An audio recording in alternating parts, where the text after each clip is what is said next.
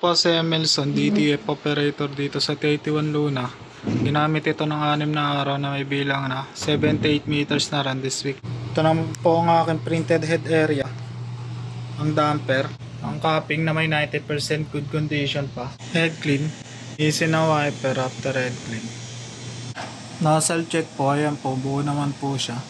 Ang ink system na tama lang ang label. Ang waste tank na dinispose kahapon. ABR, tsaka ground wire, nakadikit naman po sa pader. Dito naman po stock namin ng unused ink, powder, DTF film. Ito naman po ang aking ICC. Ito naman po yung weekly physical inventory.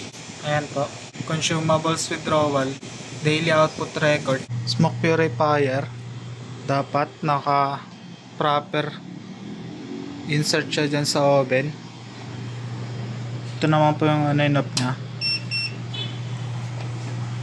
Dito naman po yung volume ng higop nya, depende sa load. Ito naman po yung filter nya na black, tapos white, okay pa po yan. Ang inventory ko na ito ay good pa for 1 month. Diyan naman po sa basahan na iipon yung moist nya po.